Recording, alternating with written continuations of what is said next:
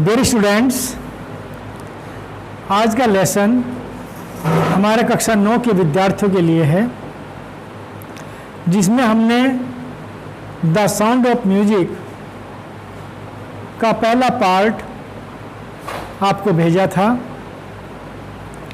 इस चैप्टर में 2 पार्ट हैं, वह आपने लिखित कार्य में शामिल कर लिए होंगे और लिख भी लिए होंगे, तो उसके बाद भी काफ़ी काम भेजा जा चुका है। काफ़ी समय से आपको जो इसकी टीचिंग की वीडियो थी उन्हें भेजी गई थी, लेकिन आज आपके लिए द साउंड ऑफ म्यूजिक का दूसरा पार्ट भेजा जा रहा है। इसमें बताने का प्रयास किया है कि जिस प्रकार से आपने पहले पार्ट में पढ़ा है कि बिल्कुल बहरे होने के बावजूद भी गैलिन ने किस प्रकार से अपने आप को सेट किया, उसी वाद्य यंत्रों में दूसरा पार्ट है the shehnai of Bismillah Khan. Bismillah Khan की शहनाई। शहनाई आमतौर से आप विवाह शादियों में बजते हुए देखते होंगे, क्योंकि इसको बहुत शुभ माना जाता है।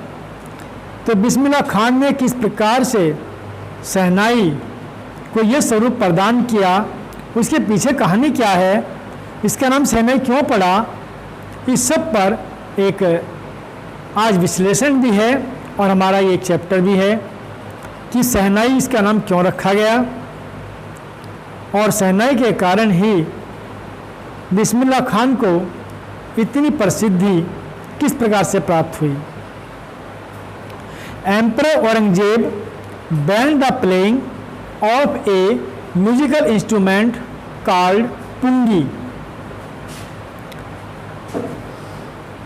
बादशाह या सम्राट औरंगजेब ने बहुत तेज आवाज में बजने वाले यंत्र को, जिसे पुंगी कहा जाता था, बजाने पर प्रतिबंध लगा दिया। In the royal residence for it had a shrill unpleasant sound, क्योंकि राजसी महल में या राजसी जो रिहाज थी उसमें इसकी आवाज़ को असुखद और बहुत तेज गति से बजने वाली आवाज़ समझा जाता था। जैसे कह लीजिए कि जो आनंद न देने वाली आवाज़ हो, बहुत तेज आवाज़ हो, इस दृष्टि को ध्यान में रखते हुए राजसी निवासों में पुंगी जो एक वाद्य यंत्र था, एक यंत्र था संगीत का, उसको बजाने में सम्राट औरंगजेब ने प्रतिबंध लगा दिया। Pungi became the generic name for the reeded noise makers. Pungi शब्द जो था ये मूल रूप से नरसल से बनने वाले उस वाद्य यंत्रों से तैयार होता था जिससे आवाज़ उत्पन्न होती थी। Few had thought that it would one day be revived. शायद ये बात किसने सोची हो कि एक दिन ये फिर से जीवित हो जाएगा, क्योंकि जब किसी पहले ऐसा हुआ करता था कि जब कोई भी कलाकार होता था उसको संरक्षण राजसी दरबार में दिया जाता था, और अगर राजसी दरबार से इसको हटा दिया गया तो सामान्य व्यक्ति को संरक्षण देने का सवाल ही नहीं उठता था। तो ये बात सोची जाने लगी कि भाई अब तो ये शायद ही कभी जीवित हो। A barber of a family of professional musician who had access to the royal palaces. एक नाई जो कि वाद्य यंत्रों के उस व्यावसायिक परिवार से संबंध रखता था, उसकी पहुंच राजसी महल तक थी।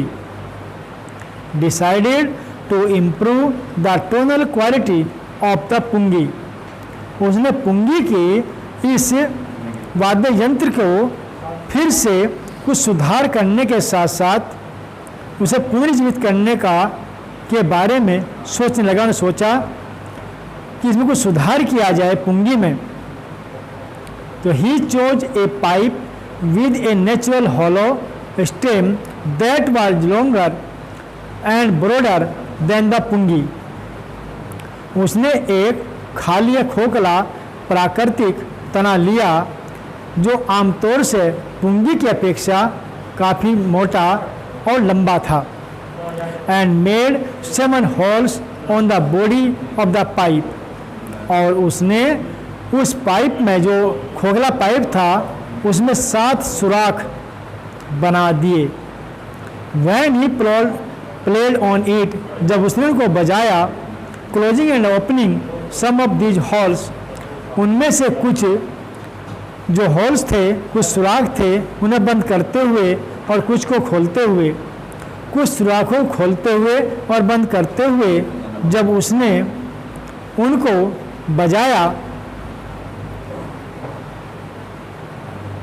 The soft and melodious sounds were produced, तो उनसे बहुत ही हल्की और ये मधुर सी आवाज़ें उत्पन्न होने लगी। He played the instrument before royalty and everyone was impressed, फिर उसने उस वाद्य यंत्र को उस राजसी लोगों के सामने बजाया और प्रत्येक उससे बहुत प्रभावित हुआ। The instrument so differ from the pungi had to given a new name, इस यंत्र पुंगी से बिल्कुल अलग था, इसलिए इसको एक नया नाम देना पड़ा। एज द स्टोरी गोज, जैसे जैसे कहानी आगे बढ़ती है, since it was first played in the साज चैम्बर वाज प्लेड बाय ए नाई, ये कहानी जब आगे बढ़ती है तो तब ये पहली बार राजा के उस कमरे में या कमरों में एक नाई के द्वारा बजाया गया था। The instrument was named the shehnai, तो इसीलिए इस यंत्र का नाम सहनाई रख दिया गया। तो राजा के दरबार में शाह से सह ले लिया और नाई ने बजाया तो नाई, तो इसका नाम रख दिया सहनाई। बादशाह औरंगजेब ने उस संगीत में यंत्र को बजाने पर राजसी परिवार में मना कर दिया, जिसको पुंगी कहा जाता था, क्योंकि उसकी आवाज़ बहुत तेज और सुख देने वाली नहीं थी। पुंगी आमतौर से नरसल से बनने वाला अधिक शोर करने वाले यंत्रों के से संबंधित थी। शायद ही कभी किसी ने सोचा हो कि एक दिन यह पुनर्जीवित हो जाएगी। एक नाई जिसका संबंध राजसी परिवार से था या जो राजसी परिवार में पहुंच रखता था, वह भी एक प्रोफेशनल संगीतकार था। उसने इस पुंगी में इसके जो गुण थे उन सुधार करने का निश्चय किया। उसने एक प्राकृतिक तौर से खोखले तने को, जो काफ़ी लंबा और चौड़ा था पुंगी की अपेक्षा, उसने उसमें 7 सुराख उस पाइप में कर लिए, और जब उसने उनको खोलते बंद करते हुए बजाया तो उससे मधुर आवाज़ उत्पन्न हुई। और जब यह उस राजसी परिवार के सामने बजाई गई तो प्रत्येक इससे बहुत प्रभावित हुआ। यह यंत्र पुंगी की अपेक्षा बहुत अलग था। इसीलिए जैसे कहानी आगे बढ़ती है, पहली बार शाह के दरबार में ये एक नाई ने बजाया था, इसलिए इस यंत्र का नाम सहनाई रख दिया गया। The sound of the shehnai began to consider auspicious, shehnai की आवाज़ को बहुत ही शुभ माना जाने लगा। एंड फॉर दिस रीजन, और यही कारण रहा कि it still played in temples and an indispensable component of any North Indian wedding. इसीलिए आज भी तक भी ये मंदिरों में और दूसरे प्रकार के जो उत्तर भारत में जो दूसरे विवाह आदि के कार्य जो होते हैं, शादी विवाह कार्य तो भारत में होते हैं, तो उनमें इसको अनिवार्य रूप से विवाह का अंग माना जाने लगा है। In the past the shehnai was part of नौबत और traditional ensemble of 9 instrument found a royal courts. भूतकाल में शहनाई नौबत का एक भाग हुआ करती थी, अर्थात राज दरबार में पाए जाने वाले परंपरागत 9 यंत्रों में से एक माना जाता था। Till recently it was use only in the temples and weddings. यद्यपि हाल के दिनों में इसका प्रयोग मंदिरों में और विवाह शादियों में किया जाता था। The credit for bringing this instrument into the classical stage goes to Ustad Bismillah Khan. और इस यंत्र को शास्त्रीय संगीत में के मंच पर लाने का श्रेय उस्ताद बिस्मिल्लाह खान को जाता है। शहनाई विशेष तौर से शहनाई की आवाज़ को विशेष तौर से शुभ माना जाता है। यही कारण रहा है कि इसको मंदिरों में उत्तर भारत में होने वाली शादियों में एक अनिवार्य अंग के रूप में शामिल किया गया है। प्राचीन काल में शहनाई नौबत का एक भाग या जो राजसी दरबार के 9 वाद्य यंत्र होते थे उनमें से एक माना जाती थी, लेकिन हाल के वर्षों में ये मंदिरों में और विवाह शादियों में बजाई जाती थी। इसका श्रेय कि शास्त्रीय संगीत के तौर पर इस यंत्र को लाने का श्रेय उस्ताद बिस्मिल्लाह खान को जाता है। As a 5 years old, Bismillah Khan played gilli डंडा near a pond in the ancient state of Dumraon in Bihar. 5 वर्ष की अवस्था में बिस्मिल्लाह खान बिहार के डुमराव की जो एक रियासत थी, प्राचीन रियासत थी, एंसेंट स्टेट, प्राचीन रियासत, बिहार के प्राचीन रियासत डुमराव में एक तालाब के किनारे गुल्ली डंडा खेला करते थे। He would regularly go to the nearby Bihari ji temple to sing the Bhojpuri चैटा।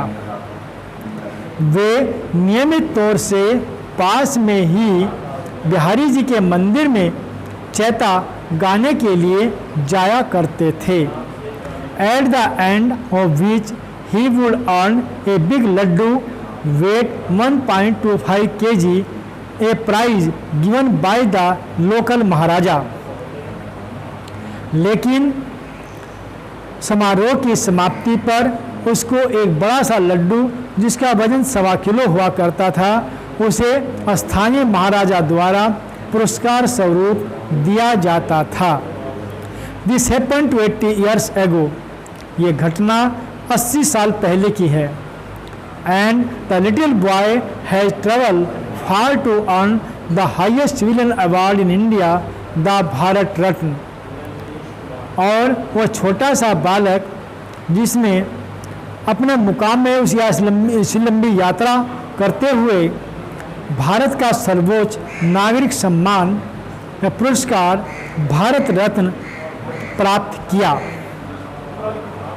5 वर्ष की अवस्था में बिस्मिल्लाह खान बिहार के डुमराव रियासत, प्राचीन रियासत में एक तालाब के किनारे गिल्ली डंडा खेला करते थे। वे नियमित रूप से बिहारी जी के मंदिर में भोजपुरी चैता गाने के लिए जाया करते थे। इस अवसर की समाप्ति पर उन्हें स्थानीय राजा के महाराज के द्वारा 1.25 किलो का लड्डू दिया जाता था। 80 वर्ष बीत गए। उस छोटे से बालक ने अपनी उस यात्रा में चलते हुए भारत का सर्वोच्च नागरिक पुरस्कार भारत रत्न प्राप्त किया।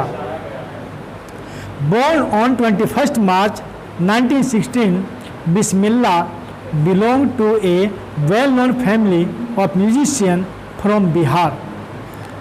21 मार्च 1916 में उत्पन्न हुए बिस्मिल्लाह खान को बिहार के एक संगीतकार के परिवार से जाना जाता है. His grandfather Rasool Bakhsh Khan was the Sanon Awaz of Bhojpur kings court. उनके दादा रसूल बख्श खां भोजपुर के राजा के दरबार में शहनाई वादक थे. His father पैगंबर बख्श and other paternal ancestors were also great shehnai players. इनके पिता पैगंबर बख्श और उनके अन्य पूर्वज भी महान शहनाई वादक थे. The young boy took to music early in life.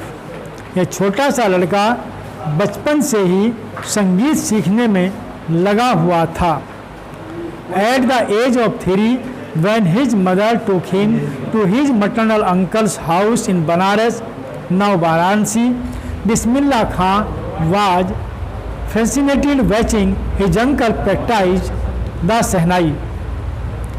वह छोटा सा बालक जब को संगीत के बारे में जानकारी जीवन के प्रारंभ से ही थी या सीखने से लग गया था. 3 वर्ष की अवस्था में ही वह अपनी माता के साथ अपने मामा के घर बनारस, जिसका नाम आजकल बनारसी, इसको वाराणसी कहा जाता है, वहाँ पर गए तो बिस्मिल्लाह खां अपने चाचा के साथ शहनाई को बजाते हुए या शहनाई को बजा देखकर बहुत आकर्षित हुए. Soon Bismillah started accompanying his uncle Ali Baksh to the Vishnu temple of Banaras, where Baksh was employed to play the शहनाई. बहुत जल्दी ही बिस्मिल्लाह ने भी अपने चाचा अली बख्श के साथ में बनारस के विष्णु मंदिर में शहनाई बजाने के कार्य में लग गए. अली बख्श would play the shehnai and Bismillah would sit captivated for hours on end. Ali बख्श शहनाई बजाया करते और बिस्मिल्लाह खान वहाँ बैठ करके घंटों उस पर मोहित हो जाते थे या बैठ करके कैप्टिवेटेड या उसका अभ्यास क्या करते थे. Slowly he started getting lessons in playing the instrument and would sit practicing throughout the day. धीरे धीरे उसने उसके बहुत सी शिक्षाएं ऐसे बहुत से गुरु उस इंस्ट्रूमेंट से संबंधित पूरे दिन बजा करके वो अभ्यास किया करते थे. For years to come, the temple of Balaji and Mangala Maiya and bank of Ganga became the young apprentice's favorite haunts where he could practice in solitude. वर्षों तक वे बालाजी के और मंगला मैया के मंदिर में और गंगा के किनारे बैठ करके अपने उस अकेले ही उस महान अभ्यास को अक्सर सीखा करते थे या अभ्यास किया करते थे. The flowing water of the Ganga inspired him to improvise and invent ragas that were earlier considered to be beyond the range of the शहनाई. बहता हुआ जल, गंगा का बहता हुआ पानी मानो उनको बार बार उनके राग में नई खोज करने और सुधार करने में मानो महत्वपूर्ण भूमिका निभाता रहा और वे शहनाई की उस सीमा को, शहनाई की जो सीमा थी, जो शहनाई में राग द्वारा जो कभी सोचा भी नहीं जा सकता था, उसको भी रचने में मानो वो प्रेरणा हस्त हो गई या उनको भी एक नया स्वरूप प्रदान किया. एक छोटे बालक के रूप में वो संगीत को जीवन के प्रारंभ से सीखने लग गए थे। जब वो केवल 3 वर्ष के थे तो अपने मामा के यहाँ बनारस में अपनी माँ के साथ वहाँ पर वो जब गए तो मामा को उन्होंने शहनाई का अभ्यास करते हुए देखा तो वे उसकी ओर बहुत आकर्षित हो गए और बहुत जल्दी ही बिस्मिल्लाह अपने मामा अली बख्श के साथ में विष्णु के मंदिर में वाराणसी में जाने लगे और जहाँ पर शहनाई बजाने के लिए अली बख्श को नियुक्त किया गया था। अली बख्श वहाँ पर संगीत पर शहनाई बजाया करते और बिस्मिल्लाह पूरे मंत्रमुग्ध होकर वहाँ पर बैठे रहते थे। और उसके बाद धीरे धीरे उन्होंने शहनाई को पूरे अभ्यास के साथ बजाना शुरू किया।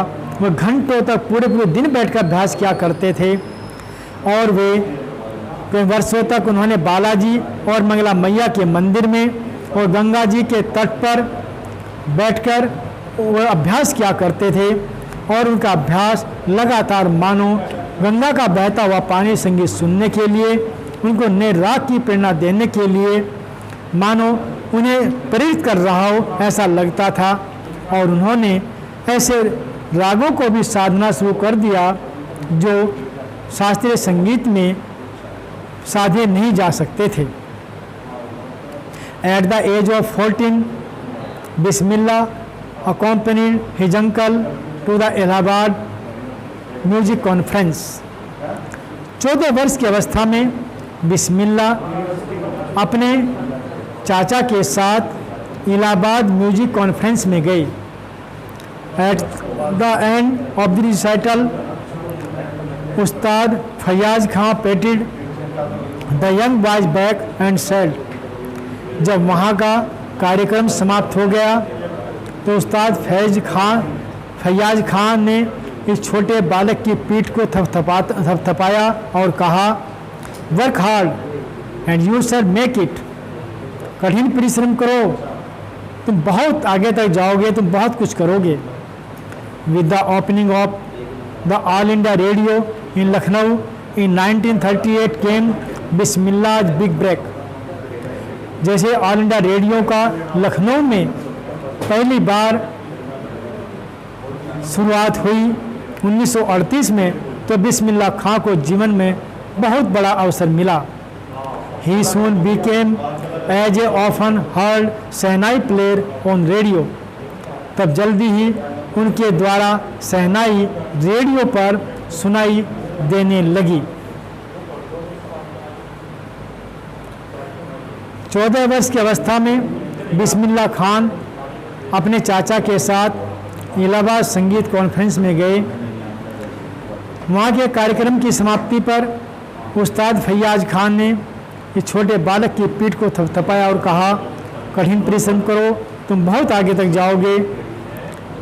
जब 1938 में ऑल इंडिया रेडियो का स्टेशन खुला तब उन्हें जीवन में बहुत बड़ा अवसर आया और उन्होंने अक्सर उनके द्वारा बजाई गई शहनाई रेडियो पर सुनाई दी जाने लगी। When India get independence on 15 August 1947, Bismillah Khan became the first Indian to beat the nation with his शहनाई। जब भारत ने 15 अगस्त 1947 को आज़ादी प्राप्त की तो बिस्मिल्लाह खान पहले भारतीय थे जिनको शहनाई के तौर पर सम्मान प्राप्त हुआ या जिन्होंने राष्ट्र का अभिनंदन किया। He poured his heart out into the rock cafe from the Red Fort to an audience which include Pandit Jawaharlal Nehru who later gave his famous tryst with destiny speech. उन्होंने अपना पूरा मन लगा करके पूरे हृदय के साथ में राग कैफी लाल किले पर श्रोता के तौर पर उपस्थित पंडित जवाहरलाल नेहरू थे, वहाँ पर गाया और बाद में उन्होंने अपना ट्राइस्ट विद डेस्टिनी स्पीच जो है वो वहीं से सुनाया या उन्होंने अपना भाषण दिया। Bismillah Khan has given to many memorable performance both India and abroad. Bismillah Khan ने भारत और विदेशों में बहुत से विस्मरणीय, जिसको भुलाया नहीं जा सकता, ऐसे कार्यक्रम प्रस्तुत किए। His first trip abroad was to Afghanistan, where King Zahir Shah was so taken in by the maestro that he gifted him priceless Persian carpets and other souvenirs. उनकी सबसे पहली यात्रा विदेशी यात्रा में अफ़गानिस्तान की थी, जिसमें वहाँ के राजा जाहिर शाह ने उनको बहुत सारे एक संगीतकार के तौर पर संगीतकार के लिए उन्हें बहुत ज़्यादा कीमती पर्शियन कारपेट्स, गलीचे और अन्य स्मृति चिन्ह प्रदान किए। The king of Afghanistan was not the only one of fascinated with Bismillah music. केवल अफगानिस्तान के राजा ही बिस्मिल्लाह खास के इस आकर्षक संगीत से ही प्रभावित नहीं थे, बल्कि film director Vijay Bhatt was so impressed after hearing Bismillah play at a festival that he named a film after the instrument called गूंज उठी शहनाई। फिल्म डायरेक्टर विजय भट्ट भी उनके उस शहनाई को सुनकर, बिस्मिल्लाह खान शहनाई को सुनकर इतने प्रभावित हुए कि उन्होंने अपनी फिल्म का इस इंस्ट्रूमेंट के नाम पर ही गूंज उठी शहनाई ही रख दिया। द फिल्म वाज हिट, यह फिल्म बहुत हिट हुई। And one of Bismillah Khan compositions, इसमें से बिस्मिल्लाह खान ने भी एक कंपोजिशन दिया था, दिल का खिलौना हाय टूट गया। तो ये एक उनके द्वारा दिया गया कंपोजिशन था, turn out to be a national wide chart buster. और इस गीत ने तो सभी राष्ट्रीय रिकॉर्ड ही तोड़ दिए, या इस फिल्मी गीत ने ही सफलता के सारे रिकॉर्ड तोड़ दिए। Despite this huge success in the world, और इस प्रकार से इस सब के बावजूद भी उन्हें बहुत ज़्यादा सफलता प्राप्त हुई। Bismillah Khan two ventures in film